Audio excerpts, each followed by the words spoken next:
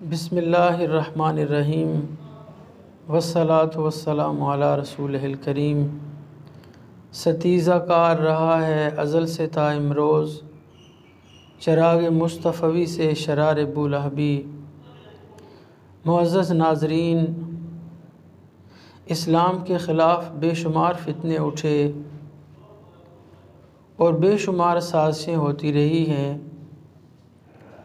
یہ فتنے مخصوص علاقوں کے اندر بھی ہوئے ہیں، چھوٹی سطح پر بھی ہوئے ہیں اور بڑی سطح پر بھی ہوئے ہیں، لیکن تاریخ کی ورق گردانی سے ہمیں یہ معلوم ہوتا ہے کہ یہ سارے کے سارے فتنے وقت کی تند و تیز موجوں کے اندر غرق ہو گئے۔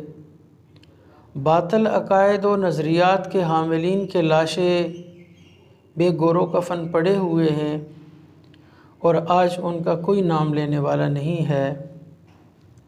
آپ ان فتنوں کی کلاسیفیکیشن کریں تو آپ کو معلوم ہوگا کہ ان فتنوں میں جو سب سے بڑا فتنہ ہمیں معلوم ہوتا ہے وہ فتنہ مرزا غلام احمد قادیانی کی جھوٹی نبوت کا فتنہ تھا، اس لیے کہ اس سے پہلے جتنے بھی فتنے اٹھے عہد صحابہ سے لے کر اس وقت تک، وہ تمام کے تمام فتنے اپنے طور پر اٹھے ہیں، ان کی پشت پر کسی بیرونی طاقت کا ہاتھ نہ تھا۔ مثلا مسیلمہ کذاب، جس کا خاتمہ امت مسلمہ کے سپوت حضرت ابوبکر صدیق رضی اللہ تعالیٰ عنہ نے کیا، اور جن کا یہ کارنامہ قیامت کی صبح تک چمکتا دمکتا رہے گا۔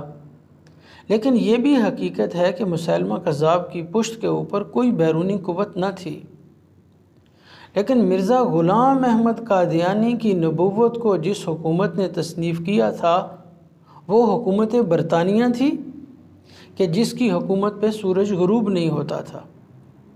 اب گویا کہ اتنا بڑا فتنہ جس کو اپنے وقت کی دنیاوی طور پہ ایک سپر پاور لانچ کر رہی ہے، لیکن اللہ تعالیٰ نے اپنے دین کی حفاظت تو کرنی ہے، تو اللہ تبارک و تعالیٰ نے اس فتنے کی سرکوبی کے لیے حضرت پیر مہر علی شاہ صاحب مجدد گولڑوی رحمۃ اللہ علیہ کا انتخاب کیا، جن کے سر کے اوپر چادر تطہیر کا سایہ تھا اور جن کی پشت کے اوپر ان کے آباء و اجداد کا ایسا دست ولایت تھا، جو ایسا زبردست اور بالادست تھا کہ جو اپنے وقت کی سپر پاور سے بھی زیادہ پاورفل تھا۔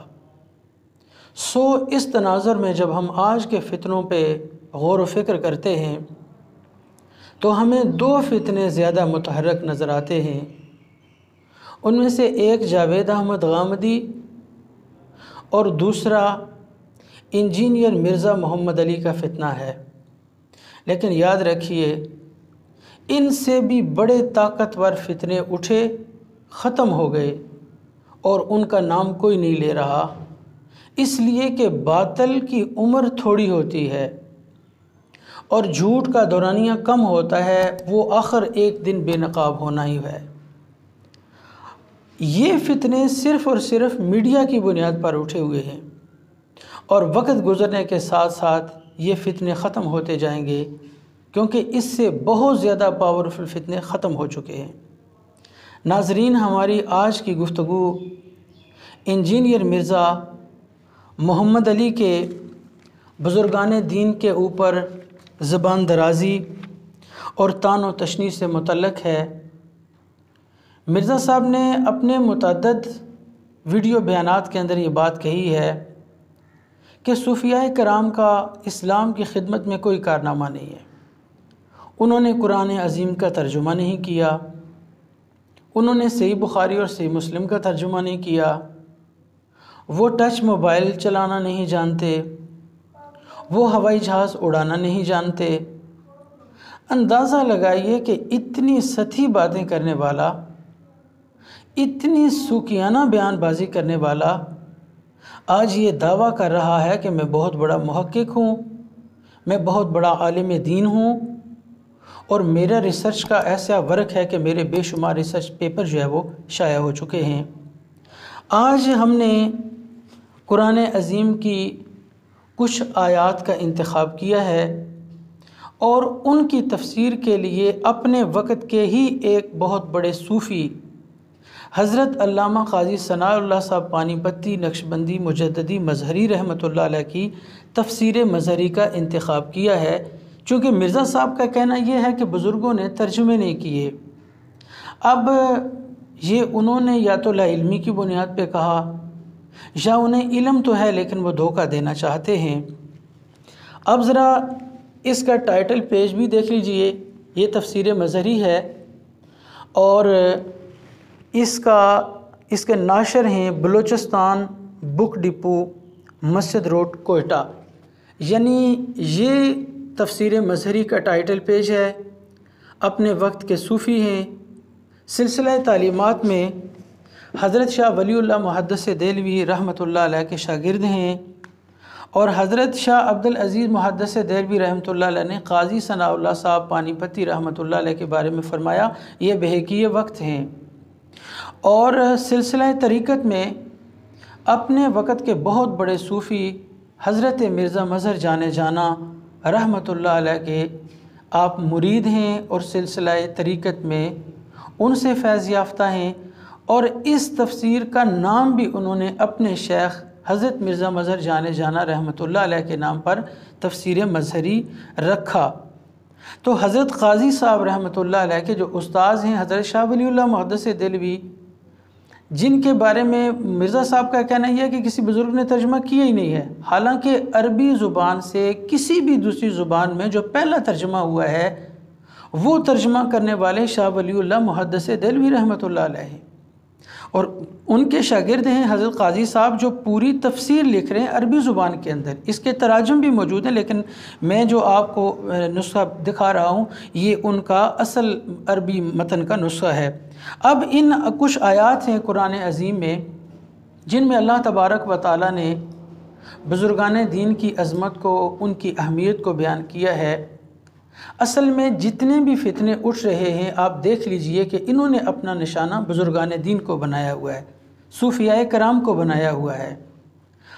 قرآن عظیم سے ہم یہ جاننا چاہتے ہیں کہ کیا بزرگان دین کی کوئی حیثیت ہے، اللہ تبارک و تعالیٰ کے اولیاء کا کوئی مرتبہ اور رتبہ ہے۔ اس کے لیے سب سے پہلے ہم قرآن عظیم کی پہلی سورہ مبارکہ جو سورہ فاتحہ ہے، جس کو ہر نماز کے اندر پڑھا جاتا ہے، ہر رکعت کے اندر پڑھا جاتا ہے، اور قرآن عظیم کی سب سے زیادہ پڑھی جانے والی سورت ہے۔ سورہ فاتحہ میں اللہ تعالیٰ نے اپنے بندوں کو دعا مانگنے کا طریقہ سکھایا ہے اور فرمایا کہ مجھ سے یوں دعا مانگو، اہدنا الصراط المستقیم، یا اللہ ہمیں سیدھی راہ پر چلا۔ اب وہ سیدھی راہ کا تعین کون کرے گا؟ بندوں کو یہ مینڈیٹ نہیں دیا کہ وہ اپنے لیے صراط مستقیم کا تعین کریں، اللہ تبارک و تعالیٰ نے اس کا تعین خود فرمایا اور کہا صراط الذین انعمت علیہم، اے میرے بندوں مجھ سے یوں دعا مانگو کہ یا اللہ ہمیں وہ راہ دکھا، اس راہ پر چلا کہ جس راہ پر تیرے انعام یافتہ بندے گزرے ہیں۔ اب انعام یافتہ بندے کون ہیں؟ قرآن عظیم میں ہی ایک اور مقام پر اللہ تبارک و تعالیٰ نے ان انعام یافتگان کی تفصیل خود بیان فرمائی، انعم اللہ علیہم من النبیین والصدیقین والشہداء والصالحین۔ فرمایا 4 طبقے ہیں جو انعام یافتہ ہیں، وہ انبیاء ہیں، صدیقین ہیں، شہداء ہیں اور اولیاء امت ہیں۔ گویا اولیاء امت کو قرآن عظیم کہہ رہا ہے کہ یہ ہدایت یافتہ لوگ ہیں، یہ انعام یافتہ لوگ ہیں۔ اب اس آیہ مبارکہ کی تفسیر میں علامہ قاضی ثناء اللہ صاحب پانی پتی فرماتے ہیں والمراد بالذین انعمت علیہم کل من ثبتہ اللہ تعالی علی الایمان والطاعت من النبیین والصدیقین والشہداء والصالحین۔ گویا انعام یافتہ طبقہ وہ ہے کہ جنہیں اللہ تبارک و تعالی نے ایمان اور اطاعت کے اوپر ثابت قدم رکھا، وہی 4 طبقے ہیں جن کا ذکر ابھی میں نے قرآن عظیم کی روشنی میں بیان کیا۔ قاضی صاحب بھی کہہ رہے ہیں وہ نبیین ہیں، صدیقین ہیں، شہداء ہیں اور صالحین ہیں۔ گویا قرآن عظیم تو صالحین کی راہ پر چلنے کا حکم دے رہا ہے اور دعا منگوائی جا رہی ہے۔ اللہ تعالیٰ دعا مانگنا سکھا رہے ہیں کہ تم ان لوگوں کی راہ پر چلنے کی دعا مانگو جو طبقہ زمرہ اولیاء اللہ کا ہے۔ اب آ جائیے قرآن عظیم کی دوسری آیہ مبارکہ ہے اور یہ سورہ بقرہ کی پہلی آیات ہیں۔ اللہ تبارک و تعالیٰ نے فرمایا ذالک الکتاب لا ریب فیہ ھدی للمتقین۔ یہ ابتدائی آیات ہیں سورہ بقرہ کی اور اس میں سے ہر ایک جملہ جو ہے وہ پہلے جملے کی گویا دلیل ہے۔ اب ذالک الکتاب ہو، اس کتاب میں کوئی شک نہیں ہے۔ اس کی دلیل کیا ہے کہ اس کتاب میں کوئی شک نہیں ہے؟ اگلی آیت ہے لا ریب فیہ، فرمایا اس لیے یہ ایک کامل کتاب ہے، اس لیے کہ اس میں شک کوئی نہیں ہے، کیونکہ جس میں شک نہیں ہوتا وہ کامل کتاب ہوتی ہے۔ اب اس بات کی دلیل کیا ہے کہ قرآن میں شک نہیں ہے؟ فرمایا ھدی للمتقین۔ اس میں شک نہ ہونے کا ثبوت یہ ہے کہ یہ جو منزل پر پہنچے ہوئے لوگ ہیں ان کا ہادی قرآن عظیم ہے۔ اب متقین سے مراد کون سے لوگ ہیں؟ اس پہ امت کے ایک بڑے طبقے کا، مفسرین کے ایک بڑے طبقے کا اس پہ اتفاق ہے کہ متقین سے مراد اولیاء کرام ہیں، بزرگان دین ہیں۔ گویا قرآن عظیم لا ریب ہونے کی دلیل یہ بیان کر رہا ہے کہ قرآن ہادی ہے۔ قرآن ہادی کن کا ہے؟ کہا یہ جو منزل پہ پہنچے ہوئے لوگ ہیں، زمرہ اولیاء اللہ جو ہیں، یہ قرآن عظیم کے ہدایت کی بنیاد پر ہدایت پر پہنچے ہوئے ہیں۔ اس سے معلوم یہ ہوا کہ ولایت جو ہے یہ ہدایت ہے۔ یہاں یہ بات سمجھنے والی ہے کہ علم ذریعہ ہدایت تو ہے لیکن خود ہدایت نہیں ہے۔ آپ کو اس دور میں کتنے ہی قادیانی ایسے نظر آئیں گے جو فر قرآن عظیم کی آیتیں پڑھتے ہوئے نظر آئیں گے، احادیث پڑھتے ہوئے نظر آئیں گے۔ گویا ان کے پاس علم تو موجود ہے اور ساتھ گمراہی بھی ہے، وہ کافر ہیں، اس پہ اتفاق ہے۔ کتنے آپ کو عیسائی نظر آئیں گے جو قرآن عظیم کی صورتیں آپ کو زبانی فر پڑھتے ہوئے نظر آئیں گے؟ کتنے یہودی ہیں جو آپ کو قرآن عظیم کی آیتیں اور صورتیں پڑھتے ہوئے نظر آئیں گے اور احادیث طیبات کے اوپر انہیں کتابیں لکھی ہوئی ہیں؟ اس سے معلوم یہ ہوا کہ علم اور گمراہی اکٹھی ہو سکتی ہے لیکن ولایت اور گمراہی کسی صورت میں اکٹھی نہیں ہو سکتی ہے۔ شیطان ایک ہی وقت میں عالم بھی ہے، اسی وقت میں کافر بھی ہے، لیکن کوئی ایک ولی بتائیے کہ جس کو امت نے ولی تسلیم کیا ہو اور اس کے اندر کفر ہوا ہو۔ معلوم یہ ہوا کہ علم تو ذریعہ ہدایت ہے لیکن ولایت خود ہدایت ہے۔ آج بزرگان دین کے اوپر طعن و تشنیع کر کے، بزرگان دین کی شان میں زبان درازی کر کے انجینئر مرزا محمد علی نے یہ واضح کر دیا ہے کہ اس کا تعلق ایک گمراہ نظریے کے ساتھ ہے، گمراہ فکر کے ساتھ ہے، اس لیے کہ قرآن عظیم زمرہ اولیاء اللہ کو مہدی کہہ رہا ہے، ہدایت یافتہ کہہ رہا ہے۔ لہٰذا اب ہمیں مرزا صاحب کے گمراہ ہونے کے لیے کسی اور طرف سے سرٹیفکیٹ لینے کی ضرورت نہیں ہے۔ ان کے اپنے بیانات، ان کی اپنی تقریریں اور ان کا اپنا بیانیہ اس بات کی وضاحت کر رہا ہے کہ قرآن عظیم جن کو مہدی کہہ رہا ہے، مرزا صاحب ان کی توہین کر رہے ہیں، ان کے بارے میں زبان درازی کر رہے ہیں۔ یہی وجہ ہے کہ قرآن عظیم کی یہ آیہ مبارکہ اس بات پہ واضح دلالت ہے کہ آج کے دور میں اگر کوئی جماعت یہ دعویٰ کرتی ہے کہ ہم حق پر ہیں تو ان سے پوچھا جائے گا کہ تمہارے حق پہ ہونے کا کیا ثبوت ہے؟ وہ آگے سے یہ کہیں جی ہماری داڑھیاں بہت لمبی ہیں اس لیے ہم حق پر ہیں، ہمارے کرتے بڑے خوبصورت ہیں اس لیے ہم حق پر ہیں، ہم نے مسجدیں بڑی بنائی ہیں اس لیے ہم حق پر ہیں، ہم نے کتابیں بہت زیادہ شائع کی ہیں اس لیے ہم حق پر ہیں، ہم نے مدارس بہت زیادہ بنائی اس لیے ہم حق پر ہیں۔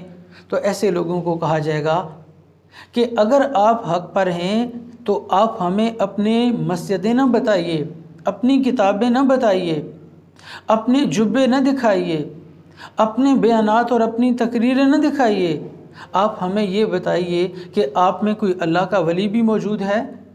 گویا ہدایت پر ہونے کے لیے آپ کو کتابیں نہیں، اپنی صفوں کے اندر حضرت غوث پاک رضی اللہ تعالیٰ عنہ کو دکھانا پڑے گا، اپنی صفوں میں حضرت داتا گنج بخش علی حجویری رحمۃ اللہ علیہ کو دکھانا پڑے گا، اپنی صفوں میں حضرت بہاؤالدین نقشبند رحمۃ اللہ علیہ کو دکھانا پڑے گا، حضرت شیخ شہاب الدین سہروردی رحمہ اللہ کو دکھانا پڑے گا، حضرت معین الدین چشتی اجمیری علیہ رحمت کو دکھانا پڑے گا، اور حضرت پیر مہر علی شاہ صاحب گولڑوی رحمۃ اللہ علیہ کو دکھانا پڑے گا۔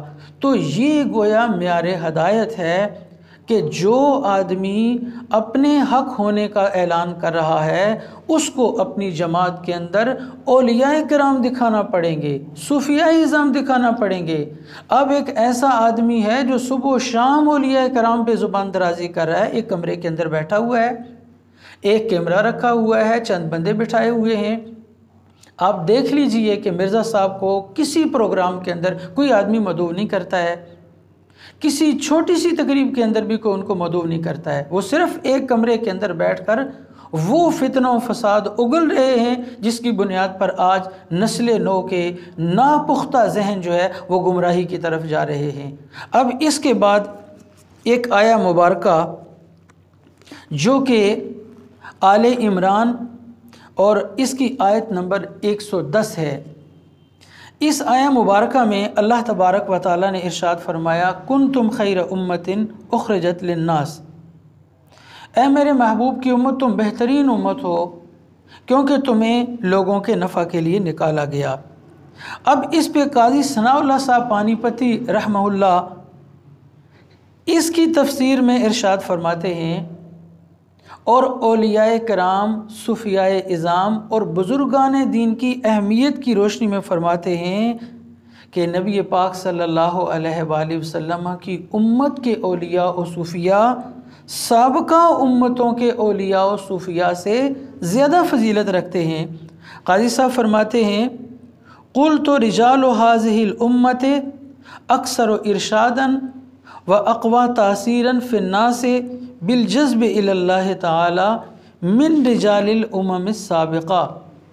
فرماتے ہیں کہ اس امت کے جو بزرگان دین ہیں، صوفیاء ہیں، رجال ہیں، یہ لوگوں کو اللہ تبارک و تعالیٰ کی طرف بلانے میں، اللہ تبارک و تعالیٰ کے دین کی جانب کھینچنے میں زیادہ تاثیر رکھتے ہیں بنسبت سابقہ امت کے اولیاء کرام سے۔ وَقَانَ کُتُبُ ارشاد کمالات الولایت علی علیہ السلام، اور فرماتے ہیں کہ ان میں کتب ارشاد جو ہیں وہ حضرت علی مرتضیٰ شیر خدا ہیں۔ ما بلغ احد من الامم السابقہ درجۃ الاولیاء الا بتوسط روحہ رضی اللہ تعالی عنہ۔ فرماتے ہیں نہ صرف اس امت کے بلکہ سابقہ امتوں کے اندر بھی اگر کوئی ولی بنا ہے تو حضرت علی مرتضیٰ شیر خدا کرم اللہ وجہ الکریم کی روح کے استفادے سے بنا ہے۔ اب ان کے بعد یہ منصب ولایت کس کے پاس رہا؟ قاضی صاحب فرماتے ہیں ثم کان بتلک المنصب الائمۃ الکرام ابناؤہ الی الحسن العسقری و عبد القادر الجیلی۔ گویا کہ اس کے حضرت علی مرتضیٰ کے بعد اس منصب ولایت پر ان کی اولاد کے ائمہ کرام امام حسن عسکری تک، اور امام حسن عسکری کے بعد حضرت غوث پاک رضی اللہ تعالیٰ عنہ۔ ومن ثم قال، اسی لیے آپ یہ فرماتے ہیں وقتی قبل قلبی قد صفالی وہو علی ذالک المنصب الی یوم القیامہ۔ حضرت غوث پاک رضی اللہ تعالیٰ عنہ کے بارے میں فرمایا کہ اب اس منصب ولایت پر حضرت غوث پاک رضی اللہ تعالیٰ عنہ ہیں، اور حضرت غوث پاک رضی اللہ تعالیٰ عنہ کا ایک شعر لکھتے ہیں ومن ثم قال، اسی لیے حضرت غوث پاک کہتے ہیں افلت شموس الاولین وشمسنا، لوگوں کے پہلے سورج غروب ہو گئے اور ہمارا سورج آج بھی باقی ہے، ابداً علی افق العلا لا تغربو، اور یہ سورج ہمارا جو ہے یہ کسی صورت میں غروب نہیں ہوگا۔ یہ بزرگان دین، یہ صوفیاء کرام ہیں آج کے جو اسی سلسلہ فیض طریقت سے جس کے پیشوا حضرت علی مرتضیٰ شیر خدا ہیں، آج بزرگان دین اسی فیض ہدایت اور اسی چشمہ صافی کے تقسیم کار ہیں۔ آج بھی ان کے مزارات روحانیت تسکین قلبی کا ایک ذریعہ ہے، اور ایسے افراد جو گمراہ ہیں ہمیشہ سے بزرگان دین اور صوفیاء کرام کے خلاف زبان درازی کرتے آئے ہیں، لیکن قرآن عظیم کی یہ آیات، بزرگان دین کی توجیہات، مفسرین کرام کی تفاسیر یہ بات بتا رہی ہیں کہ ہدایت کا راستہ وہ راستہ ہے جو صوفیاء کرام کا راستہ ہے، جو اولیاء کرام کا راستہ ہے، جو بزرگان دین کا راستہ ہے۔ اللہ تبارک و تعالی ہمیں ان کاملین اور اپنے مقبولان بارگاہ کے اس طریقہ کار کے مطابق اپنی زندگیاں بسر کرنے کی توفیق عطا فرمائے۔ وما علینا الا البلاغ المبین۔